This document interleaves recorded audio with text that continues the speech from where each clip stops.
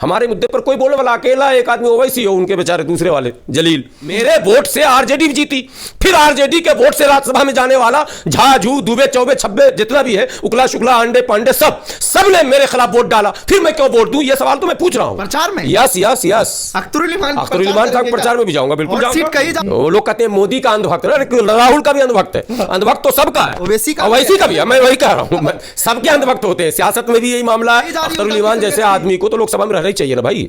वैसा आदमी ना रहेगा तो ये उल्लू बुल्लू रहेगा जो चुपचाप बैठा रहता मुंह में ताला लगा के। अंजाम उसके हाथ है, आगाज करके देख, भीगे हुए परों से भी परवाज करके देख।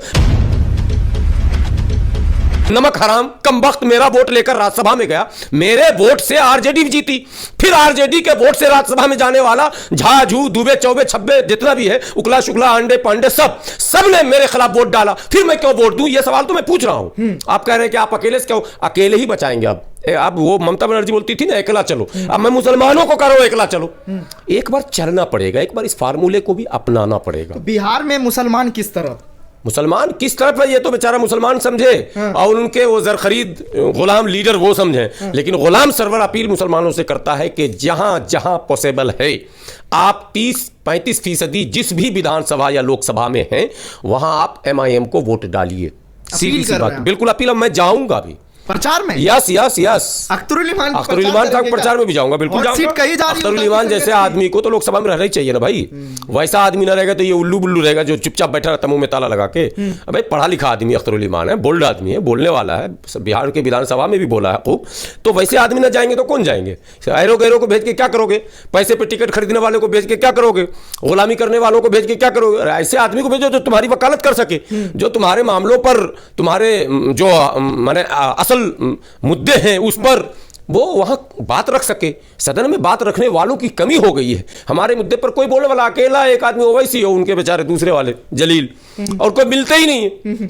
तो ओवैसी और अब्दुल जलील बोलेंगे और बाकी सब जलील चुप रहेंगे। ये पैमाना नहीं हम झेल पाएंगे ना, कितना झेलेंगे? तो डेमोक्रेसी बचाना है मुझे, ये मुझे पता है कि बचाना हम ही को पड़ेगा। ये भी मुझे पता है कि संविधान मिटाया जाएगा और उसमें हम दलितों का साथ लेंगे, हम आदिवासियों का साथ लेंगे, हम मुसलमानों का साथ लेंगे। लेकिन एक फार्मूला बता रहा हूं, बड़ी बात। अब हमारे घर में शादी है, हमने मेहमानों को दावत दी, तो उसकी मेजबानी कौन करेगा?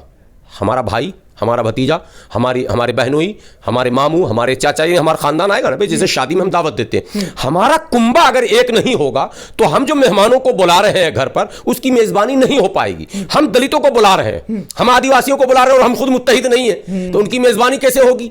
तो हम जो एक ऐसा प्लेटफॉर्म इस मुल्क को देना चाहते हैं जिसमें दलित आदिवासी हो और मुसलमान उसके साथ हो, माइनॉरिटी के दूसरे लोग सिख और ईसाई भी उनके साथ हो, बौद्ध भी उनके साथ हो, लेकिन यह तब पॉसिबल है जब हम एक प्लेटफॉर्म पर आएंगे। अन्यथा हम बिखरे हैं, मेजबानी हम कर नहीं सकते हैं, हम उनको बुला नहीं सकते। तो यह एक फार्मूला है। इसके लिए आप एक इलेक्शन, सिर्फ एक इलेक्शन, जैसे 24 है, एक इलेक्शन में अपना 100% वोट उन तमाम कमबख्त पार्टियों से निकाल लीजिए और अपनी पार्टी को दे दीजिए। अंजाम छोड़ दीजिए, अंजाम उसके हाथ में है, अंजाम उसके हाथ है। आगाज करके देख, भीगे हुए परों से भी परवाज करके देख। यह मैं दावत दे रहा हूं कि अंजाम की परवाह मत कीजिए, अंजाम अल्लाह के हाथ में छोड़ दीजिए।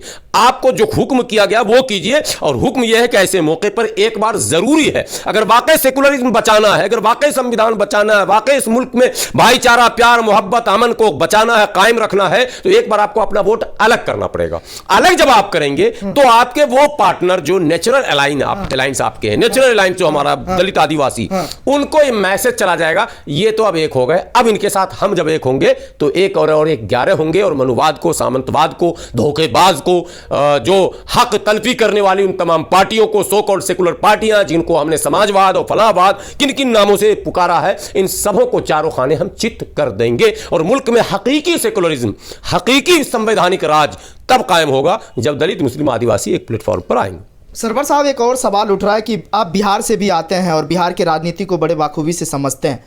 जिस सीट का जिक्र आपने किया था हमारे इंटरव्यू संवाद में आज से 1 महीने पहले, हमारे दर्शक ने बोला है कि अगर सरवर साहब मिले तो दोबारा उनसे पूछिएगा। वही 4 सीट का बार बार जिक्र हो रहा है, पूर्णिया, कटिहार और अररिया।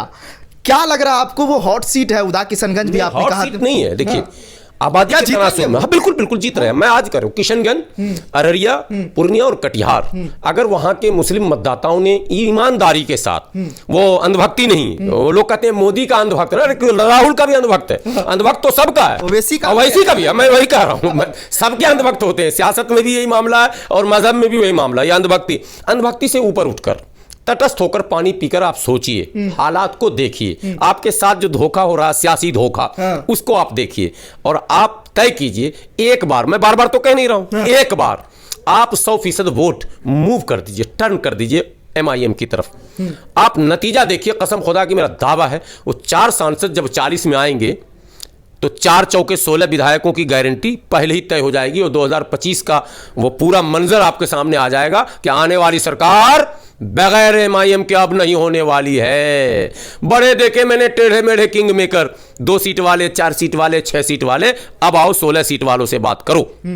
तो ये होगा। अख्तरुल इमान ने कहा था जब 4 विधायक टूटे थे तो 4 टूटा है 24 लाएंगे, वही तो नहीं होगा। नहीं होगा नहीं, होना ही चाहिए और इसकी मेहनत अब करनी भी पड़ेगी। मैं देखिए एक बात फिर मैं सफाई दूं, मैं बाय नेचर अपनी बता रहा हूं, मेरा जो अपना जहन है वो कभी भी हिंदू मुस्लिम का नहीं है। मैं चाहता हूं कि मुल्क में मजहब की बुनियाद पर वोटिंग नहीं हो, लेकिन हालात को देखकर मुझे भी अब लग रहा है कि एक बार इनको सो कॉल्ड सेकुलर पार्टियों को ये मैसेज जाना ही चाहिए कि तुम्हारा वजूद सिर्फ हमसे है भाई, सिर्फ हमसे है। बड़ी बात क्या है? मैं कह रहा हूं आज ईमानदारी से आप, अभी तेजस्वी जी कह रहे थे कि राजद सिर्फ माई की पार्टी नहीं है, बाप की भी है।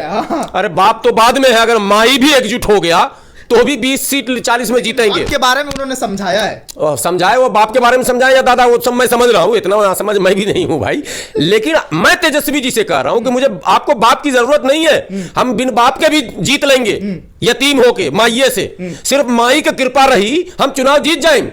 मगर माई में वाई कहां है, ये सवाल मेरा है कि वाई है कहां? उनके साथ है, नहीं है, घूम रहे, नहीं है, घूम रहे हैं ना सारे। नंदकिशोर यादव वाई नहीं है क्या? वो नित्यानंद राय वाई नहीं है क्या? और ये जो प्रोग्राम अभी बाबा हिंदू राष्ट्र वाला गया था और उसके साथ नारा लगाने वाला कौन था सब?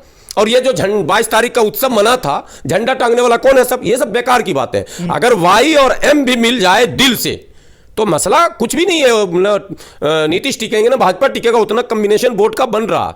देखिए जब कोई मिलता, मैं आज कह रहा हूं मुस्लिम, दलित और आदिवासी जिस दिन मिलेगा तो 50% वोट ऑटोमेटिकली वन साइड हो जाएगा। चैनल को लाइक, शेयर एंड सब्सक्राइब करें और बेल आइकन दबाना ना भूलें।